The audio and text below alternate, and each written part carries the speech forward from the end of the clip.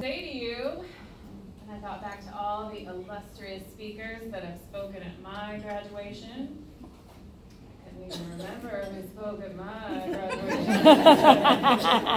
So I thought, oh, I'll just look that up on the internet, and then I remembered the internet wasn't invented back then. Just kidding. Now you're trying to clock how old I am. You're like, oh, she's really old. I am. Many people are telling you things over these next several days before you leave here, and I'm just going to try and share a few stories with you, make you laugh, hopefully a little. And I've got a refrain for you to remember. Strong back, soft front. Got it? Now take a deep breath. This deceptively simple action is something I used to take for granted.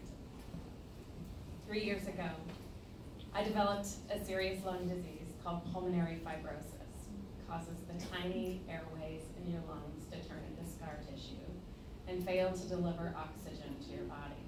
It's progressive, irreversible, and kills most people within 5 years of diagnosis. The discovery of this trouble came on the heels of a muscle wasting disease that rendered me unable to stand from a seated position, unable to lift my arms above my head to do things like wash my hair, leaving me being pushed in a wheelchair, and my hands unable to grip anything or text, worst.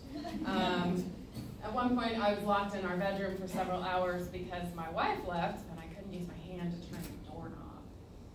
And now my lungs were failing. I was living on oxygen and struggling for each breath.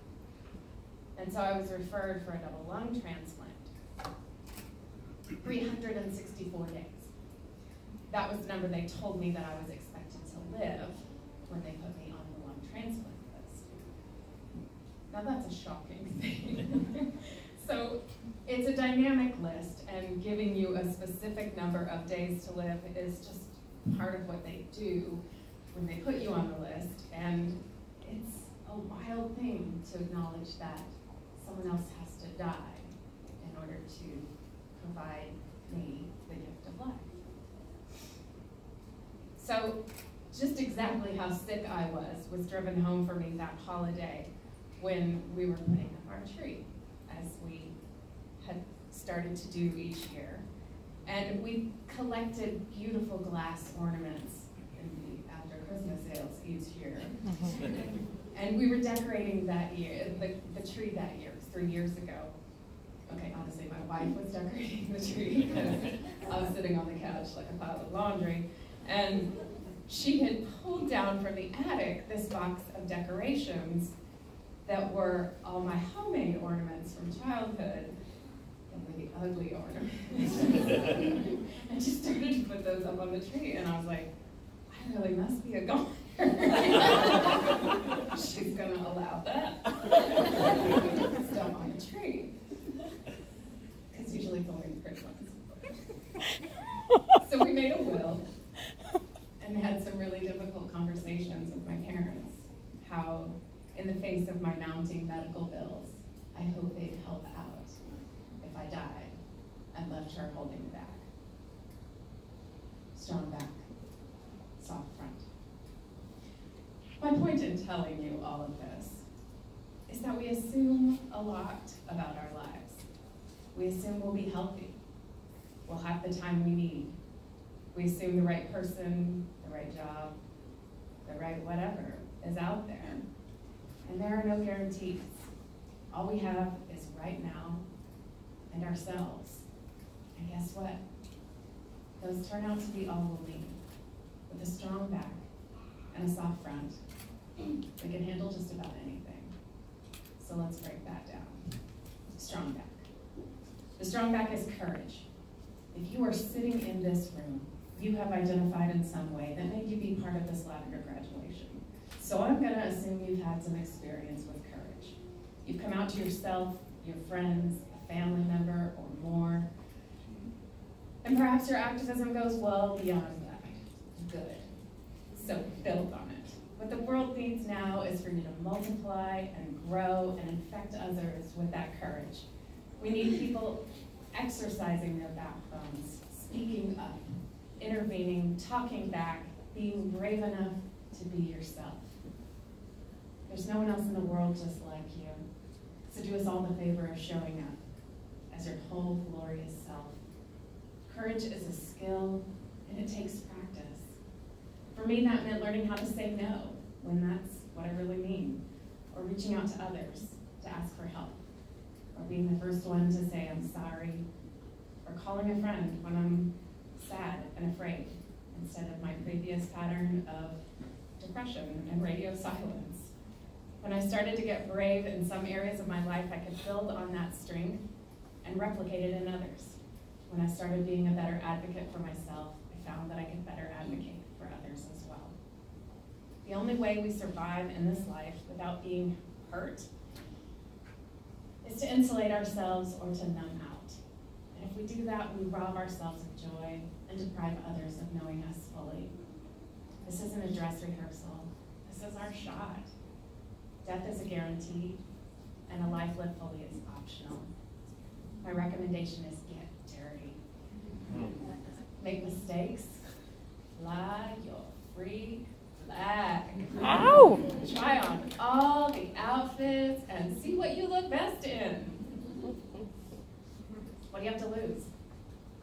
When you examine the wreckage after a house fire, do you know what's left? What survives after all of that? Pottery. And it survives because it's already been through the hot fire of a kiln. It survived those flames because it's already been fired.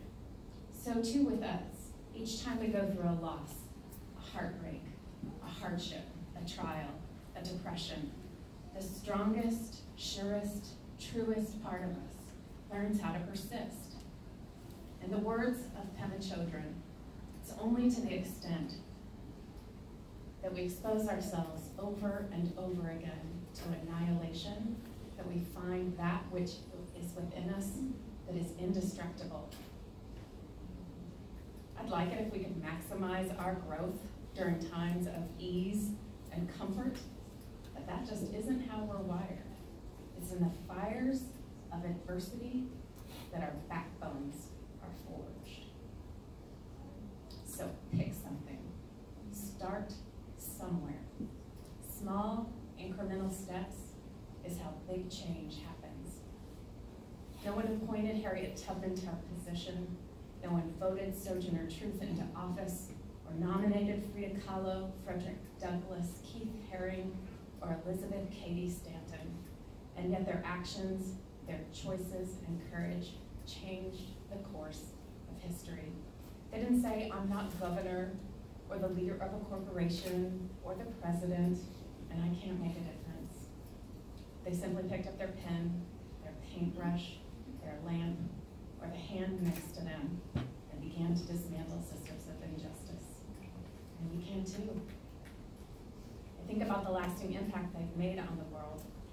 We're better off for the work they've done. We're in such a great need that no act is too small. Instead of saying, what should I do? We can get busy on what we can do. The power to change someone's life is always in our hands. We can start by doing what we can with what we've got in our own unique way.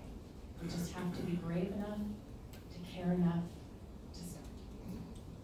All right, strong back, soft front. Second, we're going to talk about loving yourself. Not that kind of self-love. Dirty. Love yourself as if your whole life depends on it. Because I'm going to argue it does. If you would have met me here as a student, you would have thought, I love myself plenty. I appeared happy and talented and resilient and outgoing, and a good day, these things were fairly true. However, I carried inside of me the fundamental wound that many of us do, the belief that love needs to be earned, that its primary source comes from outside of myself. Both of those things are false. Self-love is an internal wellspring. We embody it by existing. It is our fundamental truth, our birthright. Before I got sick, I took pride in being the one on whom others relied. I didn't do the leaning. Little did I know, there was judgment loaded up on both sides of that equation. In tying my self-worth to being the one others turn to and judging myself when needing them, I was also subversively judging others for their needing. Well, none of that habit served me. And if you're relating to what I'm saying, I'm suggesting it doesn't serve you either. It's fostering our own separation and loneliness, a disease much of our country is suffering and some are dying from. Reaching out brings connection. It allows me to get what I need and provides others opportunities to give. We can't freely give to or receive from others what we don't already possess. That means that my capacity to love is only ever as great as my ability to love myself. This maxim also includes the people who raised you. Perhaps you're lucky enough to be raised by someone who was able to attune and attach to you from your earliest days. You were loved and wanted, and you've always known this in your blood and in your bones. If this is true of you, you are privileged beyond measure, beyond advantages conferred by wealth or skin color. It is your job to translate this privilege to others and to use your voice to the benefit of those less powerful. However, if you are one of the many folks in this world who suffered trauma in childhood or were raised by folks who didn't see you,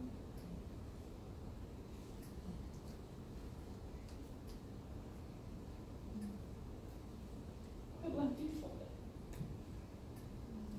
That is their shortcoming, not yours.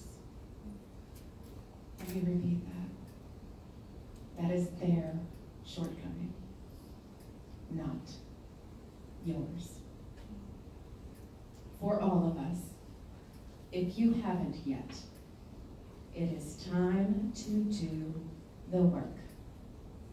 Enlist a professional, recruit your friends, do the work. You're worth it. It's the biggest personal revolution of my life. We have to go all in on this one. Learning self-love has been the most important part of unlocking the healing of my body, mind, and spirit. It is the soft front part of the strong back, soft front. It's allowing my heart to get supple enough that it can remain open, get broken, become soft, and open once again. We either get better or we get better. The choice is ours, and it almost always comes back genuinely, authentically, and wholly to loving ourselves. Strong back, soft front. Last year, my lung function started to stabilize. We travel to Seattle every 3 months to see my doctors there, and for the first time, my numbers weren't in free fall. I started making some improvement. Because of that, I got off the transplant list. The list is only for the most critically ill, those who would die without the life-saving pair of lungs, and I'm thrilled to no longer need that gift. Soon after that, I stopped needing oxygen full-time.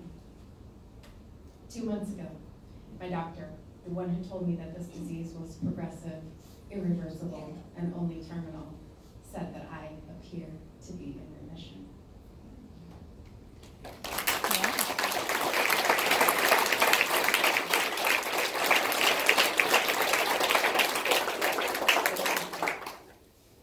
So, finally tonight, wrap it up soon.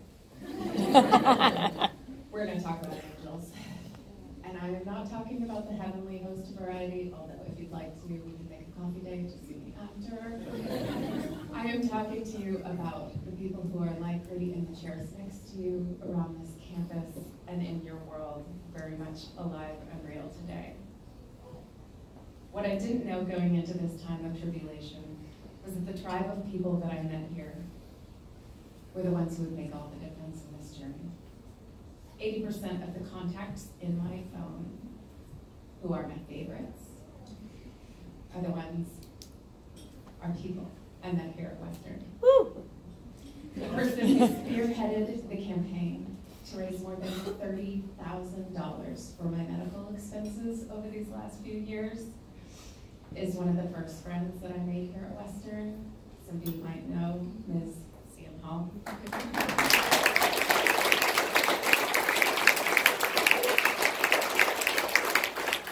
At points when we could hardly get the dogs fed and the bills paid, much less me showered and dressed, two friends from Western were running a calendar to get others signed up to drive me to appointments and bring us meals. My wife's roommate from Western still texts us every Friday to see if she could bring us groceries. While we're here in town, we're staying with a dear friend of ours, the very best boss that I've ever had, Tina Fuchs.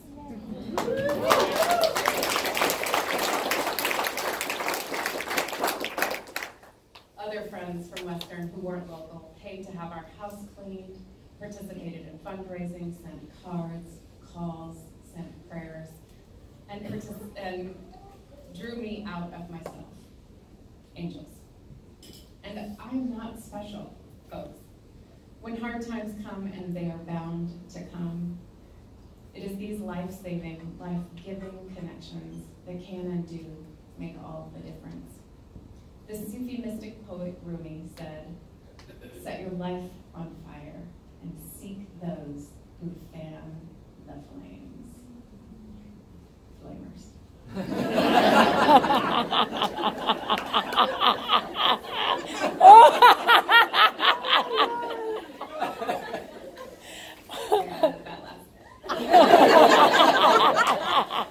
If you've made it to this finish line in your life, you have a network of folks who have helped you get here.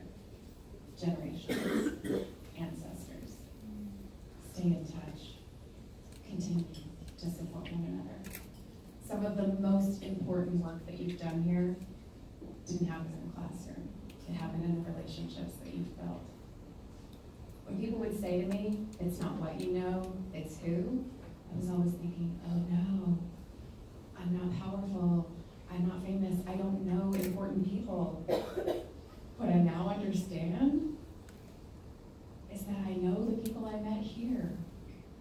Stay in touch with them. In 15 years, you'll be amazed. You're gonna be amazing. Politicians and professors, vice presidents and vicars, doctors and drag queens and dog whisperers, you're gonna be them. Or you'll know them. Maybe you were study buddies, or you had a Snapchat stream, or you held each other's hair back after an eventual evening. These are the folks you're going to be calling for references, or to get your kid a job, or to get your foot in the door because you're making a career change. Or you're going to need a favor, and you're going to have one to call in. It's going to be these connections that make all that happen and more. Now take another deep breath.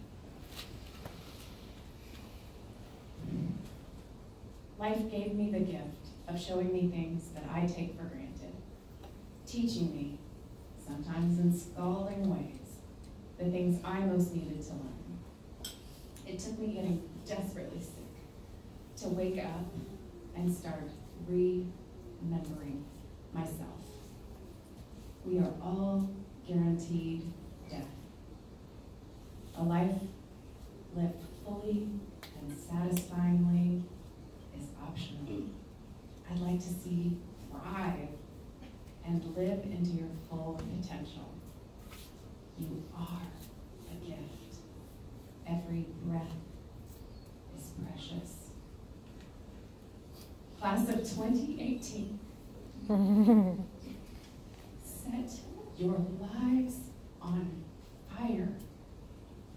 You have so much you will accomplish. We need you, and you need each other. Remember, strong back.